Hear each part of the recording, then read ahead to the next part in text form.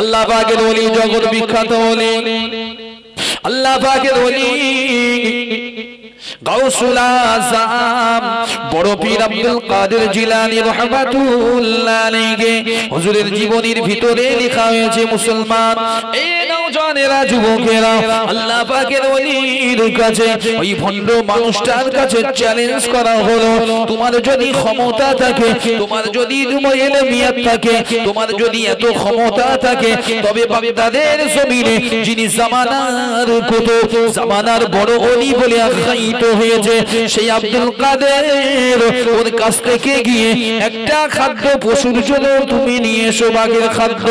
এ মুসলমান, ওই ভণ্ড মানুষটা মনে মনে জিদ চেপে গিয়েছে, আমাকে তৌহিদ করা হলো, আমি দেখতে চাই উনি কত বড় ওলি হয়েছে, কারণ যত বড় ওলি থাক না কেন, বাঘের কাছে সব ওলি জব্দ।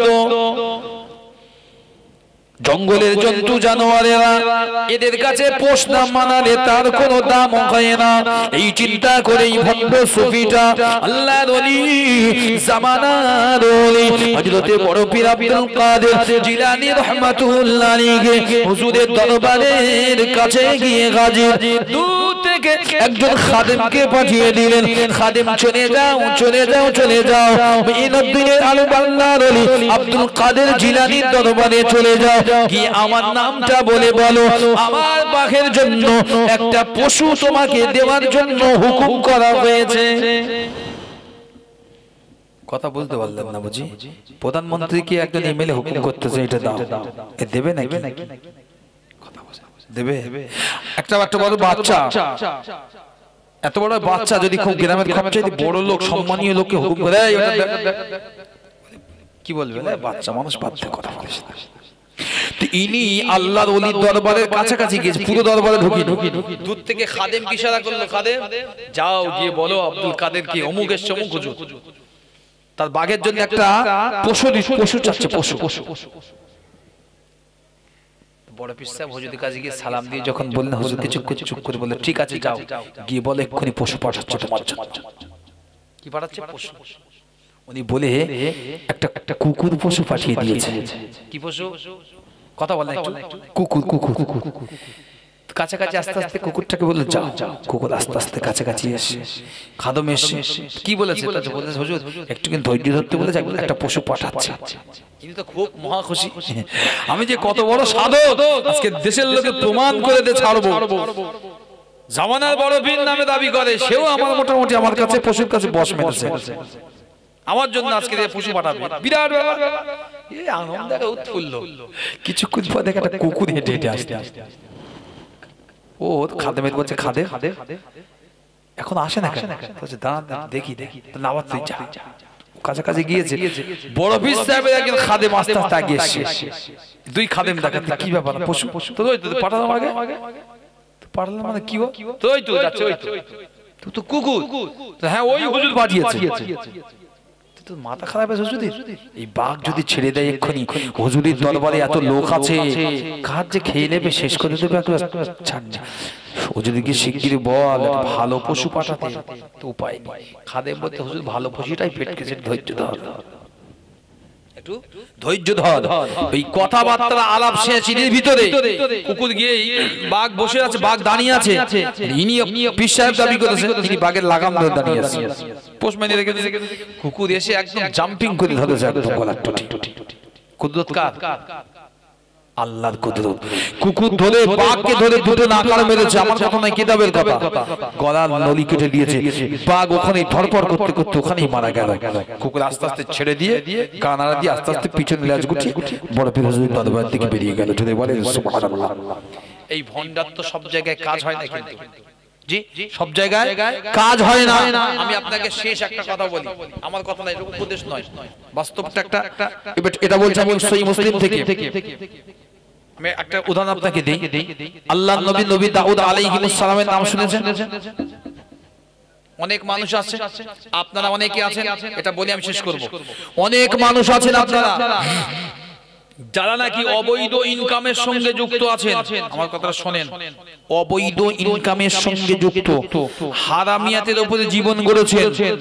আমি আগেই বলেছি আবি বকর রাদিয়াল্লাহু তাআলা আনহু আন্নান নবী সাল্লাল্লাহু আলাইহি ওয়াসাল্লাম قال لا يدخل الجنة جسد غزي بالحرام রাওয়াহুল মুসলিম।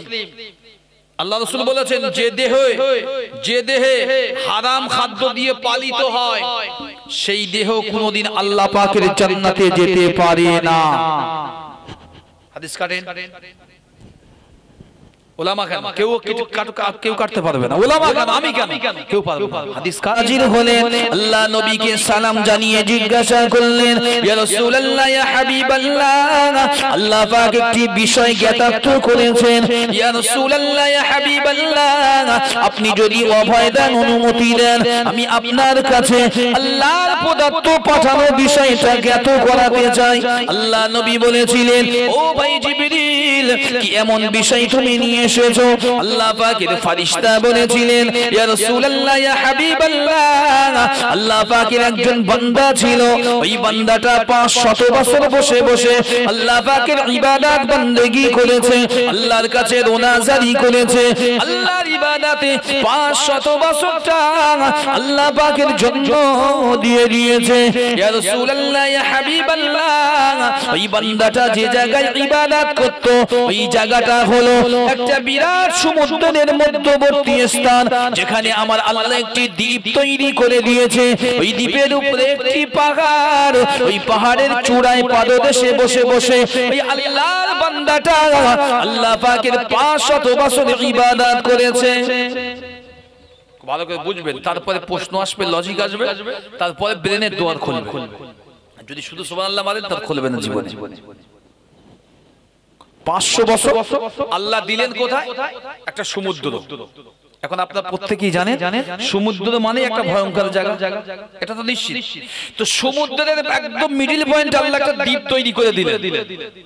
দ্বীপের উপরে পাহাড়। এই আমাদের দার্জিলিং পাহাড়ে গিয়েছেন তো? কথা বলেন, সামান্য দার্জিলিং। আমি যখন প্রথম যাই আমি জিজ্ঞাসা করেছিলাম গাড়িওয়ালাকে, ভাইয়া একটা পাহাড় এক ही पहाड़? तो नहीं है, एक से लेकर बढ़कर 9 तक है। একটার পরে আরেকটা 9টা পাহাড় জন্ম নিয়েছে দার্জিলিং। টোটাল 9টা পাহাড় ঘেরা দার্জিলিং। তো আল্লাহ রাব্বুল আলামিন টোটাল সমুদ্রের মিডল পয়েন্টে একটি দ্বীপ তৈরি করেছে। তো দ্বীপের উপরে পাহাড়, একদম পাহাড়ের চটি উপরে বান্দাটা বসিয়ে দিয়েছে আমার আল্লাহ। আর বান্দা ওখানে বসে বসে আল্লাহ পাকের শুকরানি আদায় করে, আল্লাহ পাকের নিয়ামতের শুকর আদায় করে, আল্লাহর নামাজ আদায় করে, আল্লাহর কাছে সর্বদা কাঁদে জাহান্নামের ভয়ে। জোরে বলেন সুবহানাল্লাহ। এখন 1 তারিখে জিবরিল আলাইহিস সালাম বলছে, রাসূলুল্লাহ হাবিবাল্লাহ, আমি যখনই আসমান থেকে ওহী নিয়ে আসা যাওয়া করতাম তো এই বান্দাটা জমিনে এসে সিজদা দিতে আমি জিবরিল বহুবার দেখেছি। আবার যদি বলেন সুবহানাল্লাহ, আমি জিবরিল ওই বান্দাকে বহুবার সিজদা অবস্থায় দেখেছি। রাসূলুল্লাহ, বান্দাটা সব দেয়া হতো, খোদা পেলে আল্লাহ রাব্বুল আলামিন বান্দার জন্য একটা আনার গাছ পাশে তৈরি করে দিয়েছে। কি গাছ? আনার গাছ। অনেকে জানেন না, হয়তো অনেকে বিশ্বাস করেন না, আবার অনেকে মেনে নেন। বলে পাথরের উপরে কি গাছ হওয়া সম্ভব? যারা বলেন তাদের জন্য একটুখানি দার্জিলিং বা এই জাতীয় জায়গায় কাশ্মীরে গেলে বুঝতে পারবেন, পাথরের উপরেও বড় বড় গাছ আল্লাহ তৈরি করে রেখে দিয়েছেন। যদি বলেন সুবহানাল্লাহ, এগুলো আল্লাহর সৃষ্টি। আমি তাওরাতের একটা অংশ বলেছিলাম আপনাকে, ছোট্ট একটা উদাহরণ দিই। তাওরাতের একটা অংশ, একজন ব্যক্তি, আপনাদের চাষিবাসী এলাকা কম বেশি, আমার ঘেরি এলাকায় বাড়ি। তো একজন ব্যক্তি ধানের বীজ বুনছে, তো বাড়িতে কলা ফুটিয়েছে, কলা জমিটাকে পরিষ্কার করেছে, রাস্তার গায়ে জমি। তো পরিষ্কার করে 1 তারিখে ওই ধান নিয়ে ছড়াতে গিয়েছে। তো রাস্তায় দাঁড়িয়ে দাঁড়িয়ে হাত নিয়ে যতটা মুঠো করছে কলা ছড়িয়ে দিচ্ছে। ভালো করে বুঝবে। এখন ধান 3টে ক্যাটাগরিতে পড়ছে জমিতে, 3টে। কি? একটা হচ্ছে রাস্তায় কিছু পড়ছে হাঁটতে, 2 নম্বর রাস্তার পাশে একটা দুটো খোয়া আছে, কিছু কিছু ইট খোলা, ওটি খানিকটা পড়ছে, অল্প অল্প। বেশি অংশটা পড়ছে জমিতে। ও 2-4 দিন 5 দিন পরে গিয়ে দেখলো প্রত্যেকটি কলায় মাশাআল্লাহ মোটামুটি বীজ পাতা দুটো করে জন্ম নিয়েছে। তো তার 10 দিন পরে গিয়ে দেখছে কাঁকড় বা খোলায় যে বীজগুলো ধান পড়েছিল সেগুলো আস্তে আস্তে হলুদ হয়ে মারা যাচ্ছে। জমিতে যেগুলো পড়েছে সুন্দর আস্তে আস্তে বড় হয়ে উঠছে, বেড়ে উঠছে। আর রাস্তায় কিংবা রাস্তায় যেগুলো পড়েছিল মানুষের চলাচল দাবনিতে সেগুলো ওখানেই শেষ।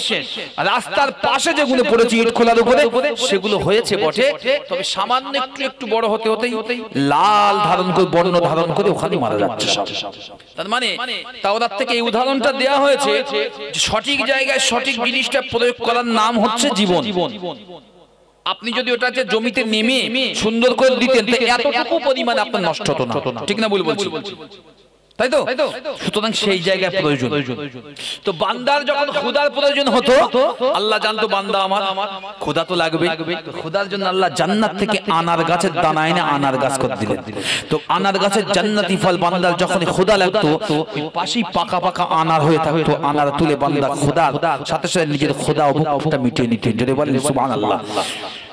সমুদ্রের চারিদিকে কি পানি থাকে? কথা বলে না, কি থাকে? নোনা পানি থাকে।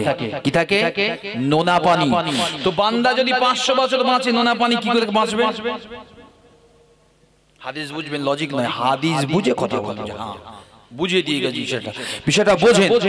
তাহলে বান্দার আলাদা কোনো বিষয় প্রয়োজন যেটা স্পেশাল কর্তৃত্ব আল্লাহ দেবেন, না দিলে সম্ভব না 500 বছর নোনা পানি খেয়ে বাঁচে।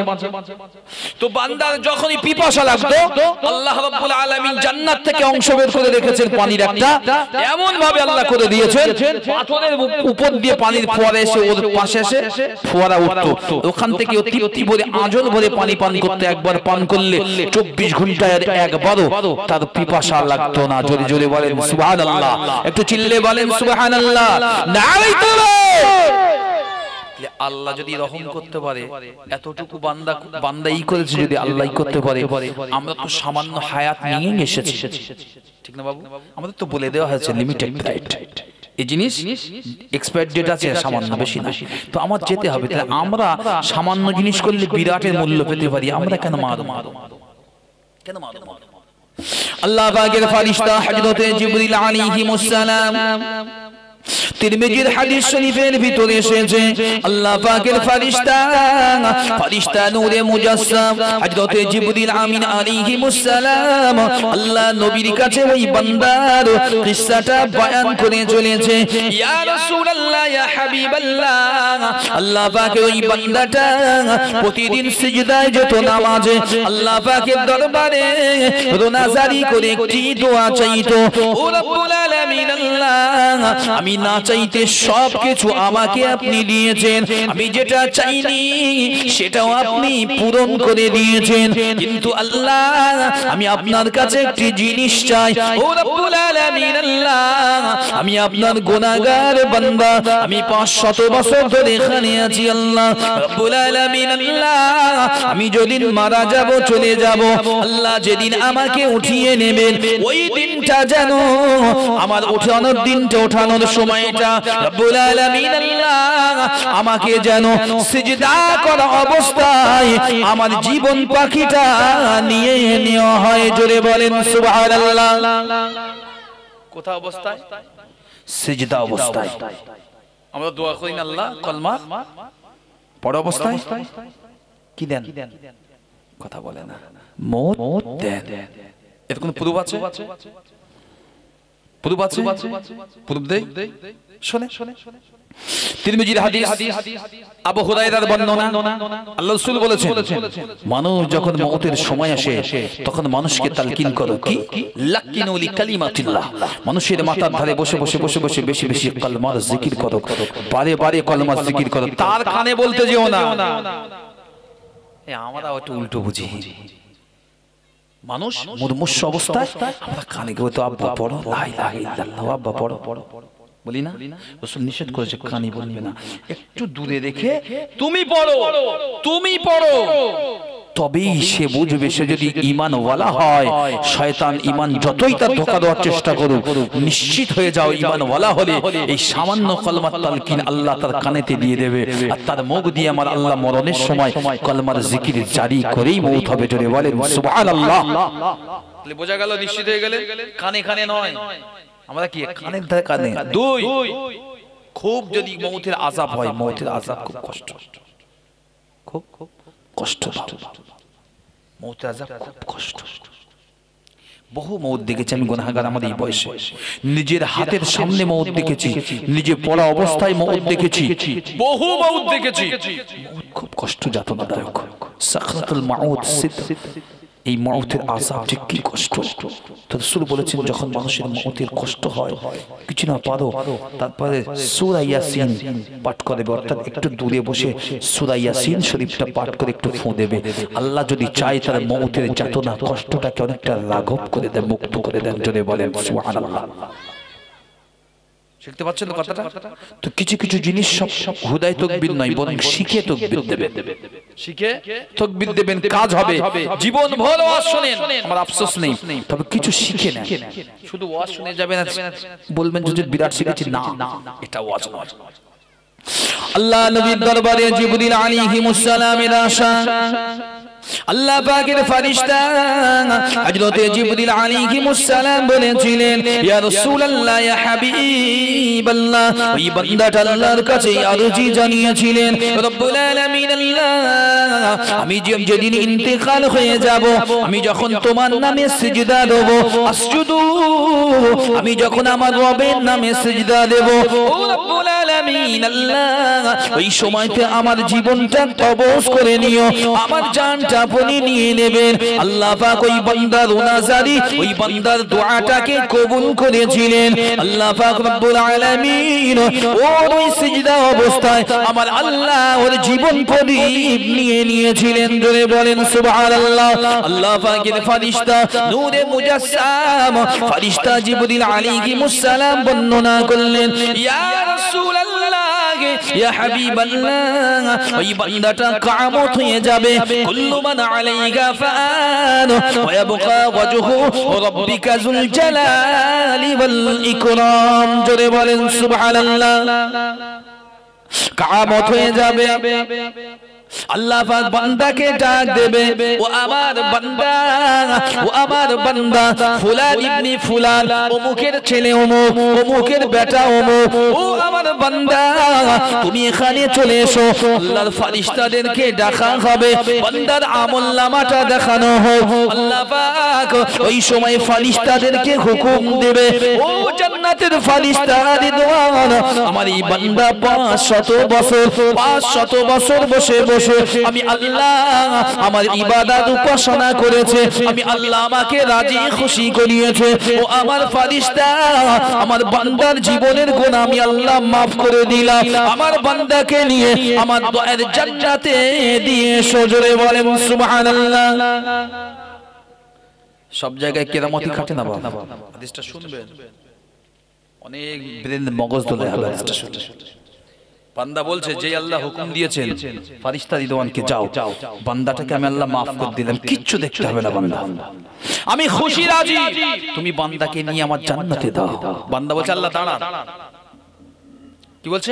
আল্লাহ দাঁড়ান, আমি আপনার নাম নয়, আমি 500 বছর ইবাদত করেছি, তো আমার ইবাদতের বদৌলতে আমি তোমার দয়ার জান্নাতে যেতে চাই। কথাটা বলতে পারলাম না বুঝি? কিছু কিছু পাগল দেখেছে ভালো অবস্থায় পাগলের মতো বকে আচরণ করে, তো ওই বান্দা আল্লাহ বোঝাতে চেয়েছে, বান্দা শোন, কিয়ামতের রাজা হব আমি আল্লাহ, কিয়ামতের বাদশাহিত্ব থাকবে মুহাম্মদ সাল্লাল্লাহু আলাইহি উপরে, আমি কিয়ামতের দিনে মালিক ইয়াউমিদ্দিন, ওই দিনের আমি হব রাজত্ব, ইয়া যাল জালাল ওয়াল ইকরাম, সেই দিন আমার ঊর্ধ্বে আমার পরে আর কেউ থাকবে না, আমি আল্লাহ সর্বশেষ সর্বপ্রজ্ঞা থাকবো। জোরে বলেন সুবহানাল্লাহ। আর বান্দাকে জান্নাত দেওয়া হবে, বান্দা ঠুকরাবে, ইনকার করে দেবে, আল্লাহ আমি যে 500 বছর আমল করেছি, ইবাদত করেছি, তুই 500 বছর আমল ইবাদতের জন্য আমি জান্নাত চাই। আল্লাহ বলে ফেরেশতাকে ডেকে দিয়ে ওদের জান্নাত নসিবে নেই, ওকে নিয়ে জাহান্নামে চলে যা, মালিক এই বান্দাকে নিয়ে জাহান্নামে চলে যাও। যেই বলবে বান্দা চটকা দাঁড়িয়ে যাবে, আল্লাহ কেন? আমি আমল করেছি, আমলে এত 500 বছর, তো আমার জান্নাত প্রাপ্য নয় কি? ভালো করে বুঝবেন কথাগুলো।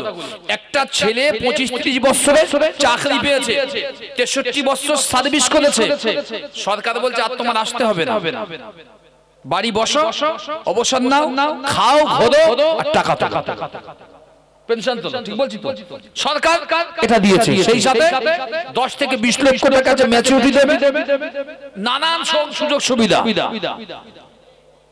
তো আল্লাহ বললেন বান্দা শোন, তুই 500 বছর ইবাদত করেছিস, যেহেতু আমি আল্লাহ, তো আমি আল্লাহ তোকে সব ফ্যাসিলিটি দিয়ে দিলাম, দিয়ে তোকে বললাম তো যেটা প্রয়োজন তার নাম হলো জান্নাত, তো আমি আল্লাহ জান্নাত দিয়ে দিচ্ছি, জান্নাতে যা। বান্দা বলতে যাবো না, আমার আমলনামা কই, আমি 500 বছর কি করেছি। ফেরেশতাদের হুকুম আসবে, হ্যাঁ ঘুরিয়ে নিয়ে আসা হবে বান্দাকে, বান্দার সামনে বান্দা বলবে আল্লাহ আমার আমলনামা। আল্লাহ আমলনামা খুলবে, 99টা আমলনামা খোলার পরে বান্দার দেখানো হবে বান্দা 500 বছর যে ইবাদত করেছে, আমল করেছে। আল্লাহ বলছে বান্দা তুই 500 বছর যে ইবাদত আমল করেছিস, এই 500 বছর তোর যে ইবাদতের মূলধন দাঁড়িয়েছে, আমি আল্লাহ তোর যে শরীর দিয়েছিলাম না, এই শরীরের ভিতরে একটা জিনিস দিয়েছিলাম, যার নাম হচ্ছে আয়ুন, মানে চক্ষু। এই একটা চক্ষু সমতুল্য হয়েছে। কথা বোঝা গেল কি বলছি? 500 বছর যে আমি আল্লাহ হায়াত দিয়েছি, এই 500 বছর তুই ইবাদত করেছিস, একটা চোখের সমতুল্য হয়েছে। এবার কি হবে? তাহলে একটা চোখকে তুই জান্নাতে দে, বাকি বডিটাকে জাহান্নামে দে। বই দিয়ে বলেছে আল্লাহ কি বলতে চাচ্ছে। আল্লাহ পাক কোরআন কারীমের ভিতরে জানিয়ে দিয়েছেন মুসলমান ও বড়জের নওজওয়ানেরা, যুবকেরা, আল্লাহ থেকে যারা গাফিল হয়ে আছো, আল্লাহ থেকে দূরে সরে আছো, নামাজ থেকে যারা গাফিল আছো, ইবাদত থেকে যারা গাফিল আছো, ও যুবকেরা, আল্লাহ পাক তার কালামুল্লাহ শরীফের ভিতরে জানিয়ে দিয়েছে সুম্মা লা তুসআলুন্না ইয়াউমাইযিন আনিন নাঈম। ও দুনিয়ার মানুষেরা, তোমরা নিশ্চিত থেকে যাও, আমি আল্লাহ পাক রব্বুল আলামিন ময়দানে মাহশারে প্রতিটি মানব সন্তান, প্রতিটি মানব নর-নারীর কাছে আমি আল্লাহ একটা প্রশ্ন জিজ্ঞাসিত হবে, আর সেটি হচ্ছে আমি আল্লাহ তোমাকে যা নিয়ামত দিয়েছিলাম, ওই নিয়ামতের শুকরানা কি আদায় করতে পেরেছো? বান্দারে, ও যুবকেরা বলে যায় আমরা আল্লাহর নিয়ামতের শুকরানা আদায় করতে পারিনি। আল্লাহ পাক দুটো চক্ষু দিয়েছে, আল্লাহ কথা বলার জন্য গাল দিয়েছে, নিঃশ্বাসের জন্য আল্লাহ নাক দিয়েছে, শ্রবণের জন্য আল্লাহ কান দিয়েছে, কাজ করার জন্য হাত পা দিয়েছে। বান্দা বান্দা বান্দা, আল্লাহর নিয়ামত থেকে এখনো বান্দা কিভাবে গাফিল হয়? বান্দা ঝরঝর করে কাঁদতে থাকবে ময়দানে মাহশারে। এবার বান্দাকে আবার ঘুরিয়ে নিয়ে আসা হবে, বান্দা করজোর করবে, ও রব্বুল আলামিন আল্লাহ, আপনি তো গফুর গফফার, আপনার গফুর গফফার নামের ওসিলায় আল্লাহ পাক আমাকে আপনি ক্ষমা করে দেন। আমার আল্লাহ পাক ওই সময় বলবেন বান্দা আমি আল্লাহ তো ক্ষমা করার জন্যই আছি, কিন্তু বান্দা তুই তো ক্ষমা চাস না। বান্দা সিজদায় লুটিয়ে পড়বে, আল্লাহ পাক আমাকে আজকের দিনে ক্ষমা করে দেন, আমার বড্ড ভুল হয়েছে, গলতি হয়েছে। আল্লাহ পাক আবারও হুকুম দেবে, ও আমার ফেরেশতারা, আমার বান্দাকে আমার সামনে নিয়ে আসা হোক। বান্দাকে সামনে নিয়ে আসা হবে। এবার আল্লাহ বলবেন বান্দা আমি তোর জীবনের গুনাহ maaf করে দিয়েছি, তবে তোর জন্য কয়েকটা প্রশ্ন আমি আল্লাহ জানতে চাই। ঠিক যেভাবে হাদিসের সামনে আপনাকে তুলে দিচ্ছি অনুযায়ী এবার বান্দাকে ঘুরিয়ে আনা হলো। আল্লাহ বলছে শোন, তোকে প্রথম বলেছিলাম তুই দয়ার জান্নাতে যা, যেটা আমি আল্লাহ আমার রহমত দিয়ে তৈরি। তুই বললি না, আমার ইবাদত দিয়ে আমি যাব, হলো না। এবার তুই বল তোর স্রষ্টাকে, সৃষ্টিকর্তাকে। বান্দা বলছে আল্লাহ আপনি। তোর 500 বছর হায়াত দিয়েছিলেন কে? আল্লাহ আপনি। দুনিয়ার মানুষের থেকে লুকিয়ে সমুদ্রের মধ্যখানে পাহাড়ের একেবারে উপরে তোকে বসার মতো 500 বছর বসিয়ে রেখেছিলেন কে? আল্লাহ আপনি। তোর প্রতিদিন খোদার জন্য আমি আনার গাছ, জান্নাতি গাছ ফল দিয়েছি, সেটাকে আল্লাহ আপনি। তোর ভোগ পিয়াসার জন্য পানির প্রয়োজন, নোনা পানি বিশিষ্ট ঘেরা সমুদ্রের মিডিলে আমি আল্লাহ মিষ্টি পানির জারিয়া ব্যবস্থা করেছি, তিনি কে? আল্লাহ আপনি। তুই সিজদা অবস্থায় তোর মৌত দোয়া চেয়েছিস, কবুল করেছেন কে? আল্লাহ আপনি। এতগুলো যদি আমি দিয়ে থাকি, আমার নিয়ামত থেকে তুই অস্বীকার করলি কি করে? কথা বুঝতে পারছেন? বান্দা আবার যদি আল্লাহ বলে বান্দা আমি আল্লাহ তো মাফ করার জন্যই তোকে রেখেছি, যা আমি আল্লাহ আজকের দিনে তোকে মাফ করলাম, কারণ তুই আমার নিয়ামতের শুকর আদায় করেছিস। জোরে বলেন সুবহানাল্লাহ। একবার তাকবীর দেন, নারায়ে তাকবীর, নারায়ে তাকবীর, নারায়ে তাকবীর। দুরূদ শরীফ আল্লাহুম্মা পড়েন, সকলে পড়ে। ওয়া আলা আলি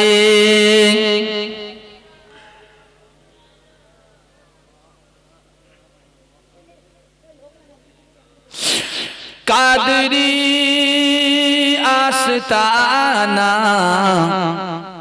सलामत रहे, कादरी आस्ताना सलामत रहे। जो बोले सुबहानल्लाह।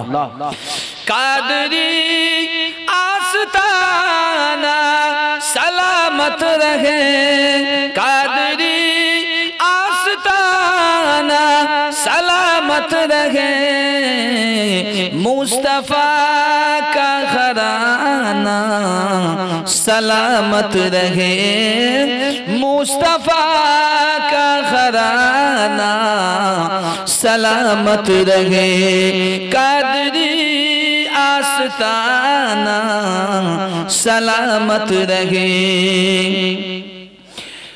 पल रहे है जगह में ये दोनों जगह, पल रहे है जगह में ये दोनों जगह, ओ सखी आस्ताना सलामत रहे, ओ सखी आस्ताना सलामत रहे, कादरी आस्ताना सलामत रहे, कादरी आस्ताना सलामत रहे।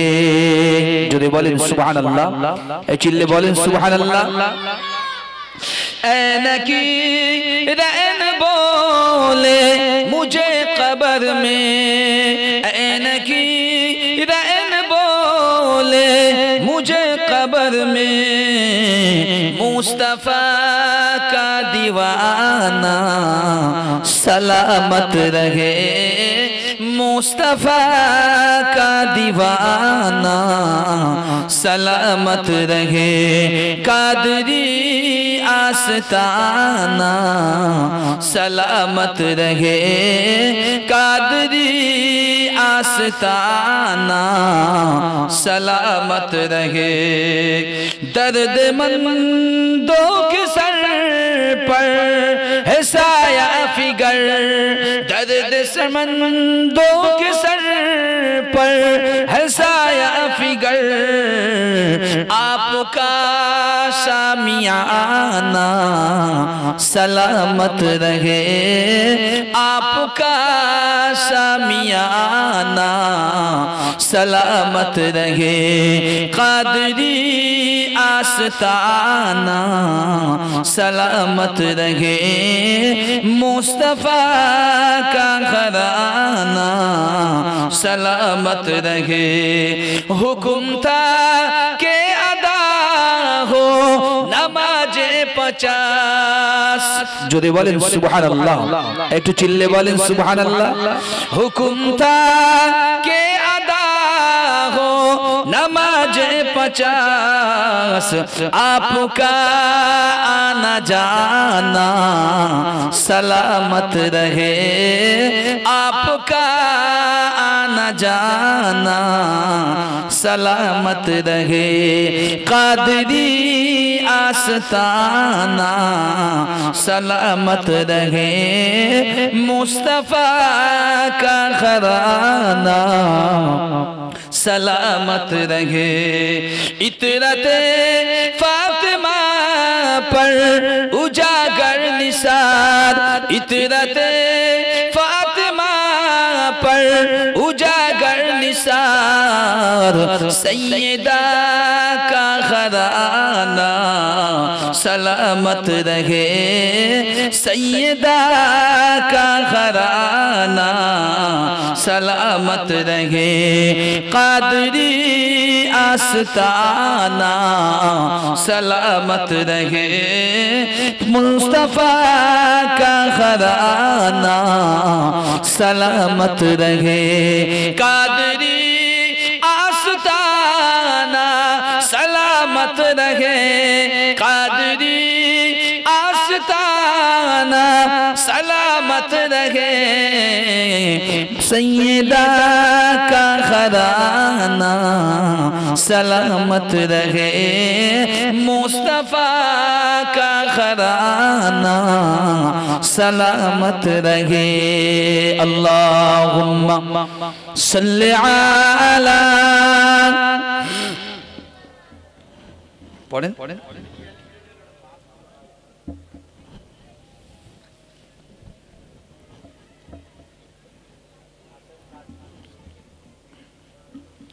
যে কথা বলছিলাম আল্লাহর নিয়ামতকে সকলের শুকরিয়া আদায় করা উচিত নারী পুরুষ যেমনই হোক যতটুকু আল্লাহ হায়াত দেয় সকলের তরে বাপ কিছু মনে করবেন না বলতে আমি বলছি বলে নয় মনে হয় 2-4 দিনের ভিতরে গোটা চারিক মাটির তলায় মোটামুটি দিয়েছি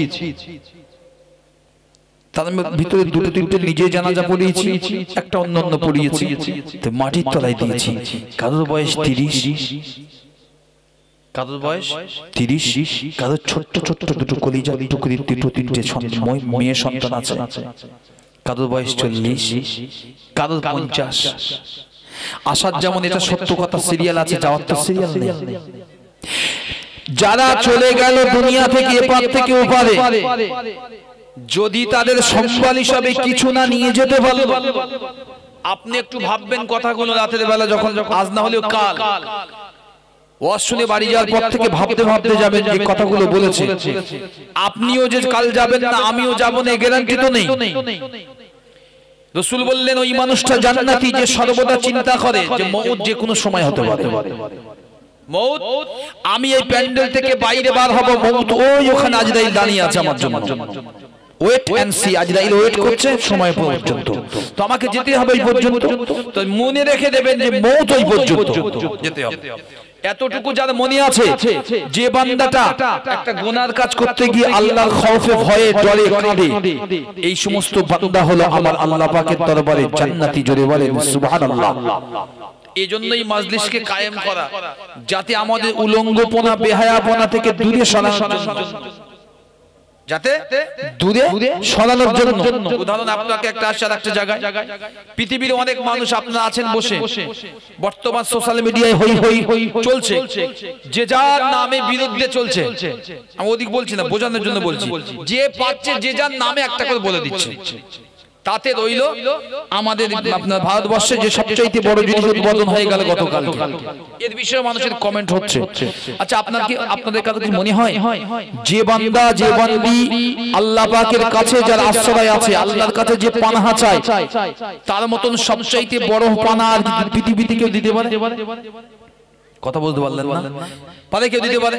তো আপনি আর আমি কত বড় ধরনের ঈমানদার কত উদারচিত্ত মানুষ যে আল্লাহর কাছে এখনো পর্যন্ত বলতে পারলাম না আল্লাহর নবী উদাহরণ আপনাকে বলছি আল্লাহর নবীর একজন সাহাবী ছিলেন উসমান বিন মাযউন রাদিয়াল্লাহু তাআলা আনহু উনি বিখ্যাত হয়েছেন রাসূল ইন্তেকালের পরে তার এই কপাল মোবারকে 3 বার চুম্মা দিয়েছিলেন যদি বলবেন কবার 3 বার 1 2 3 কেন বলেন রাসূল এত ভালোবাসতেন উসমান বিন মাযউন রাদিয়াল্লাহু তাআলা আনহুকে রাসূল ইন্তেকালের পরে একটা মহামারী রোগে ইন্তেকাল হলো তো ইন্তেকালের পর 3 বার কবরে তার নামানোর আগে 3 বার রাসূল পরস্পর কপালে চুম্মা দিয়েছেন দোয়া চেয়েছেন আল্লাহর কাছে আল্লাহ আমার উসমানের জন্য তুমি সদাই হয়ে যাও maaf করে দিও উসমানের জন্য জান্নাতটা নসিব করে দাও জোরে বলেন কেন এই উসমান বিন মাযউন রাদিয়াল্লাহু তাআলা আনহু দুনিয়ার মানুষের থেকে আশ্রয় চেয়েছে ভুল করেছে তারপরে বললেন আমার দুনিয়ার কোনো মানুষের আশ্রয় প্রয়োজন নেই যদি আশ্রয় প্রয়োজন হয় তবে আমার আল্লাহর কাছে আমার আশ্রয় চাই যদি প্রোটেকশন দরকার হয় দুনিয়ার প্রোটেকশন আমি চাই না প্রোটেকশন যদি দিতে বলেন তার নাম হচ্ছে আল্লাহ জোরে বলেন সুবহানাল্লাহ দুনিয়ার প্রোটেকশনে থাকলে আজ না হলে কাল ধরা পড়ব আল্লাহর প্রোটেকশনে জীবনে ধরা পড়তে পারবো না, কারণ আল্লাহ কখনো ইনসাফের উপরে প্রোটেকশন দেয় না, আল্লাহ ইনসাফের উপরে ন্যায়ের উপরে প্রোটেকশন দেয়। কথা বলে উসমান বিন মাসউদ উনি বলছেন ওনার কিসসাটা হযরত আনাস বিন মালিক রাদিয়াল্লাহু তাআলা আনহু বিখ্যাত আব্দুল্লাহ ইবনে মাসউদ রাদিয়াল্লাহু তাআলা আনহু তার জবানিতে লিখেছেন সহিহ বুখারী দেওয়াতে উসমান বিন মাসউদের বিষয়টা। আল্লাহ রাসূল বসে আছেন এক তারিখে মক্কা মুআজ্জামা, যেটাকে আমরা বলি বাইতুল্লাহ, কেউ বলে বাইতুল হারাম, এখানে বসে আছেন রাসূল। আরে উসমান বিন মাসউদ যাচ্ছিলেন, কেউ বলেছেন সামনে দিয়ে যাচ্ছিলেন রাসূল, আর কেউ বলেছেন রাসূলের পিছন দিয়ে যাচ্ছিলেন। রাসূল দেখে বলেছেন, ডাক দিলেন, ও উসমান বিন মাসউদ, ও আবু সাবিয়া, সাইবার বাপ, আবু সাইবা বলে ডেকেছে, মানে সাইবার বাপ, এদিকে এসো, তুমি কি একটু আমাকে সময় দিতে পারো না, তোমার সঙ্গে দুটো কথা বলতে পারি না? তো কি রাসূলুল্লাহ হাবিবাল্লাহ কেন পারবেন না? তখন মুসলমান হইনি, কেন পারবেন না?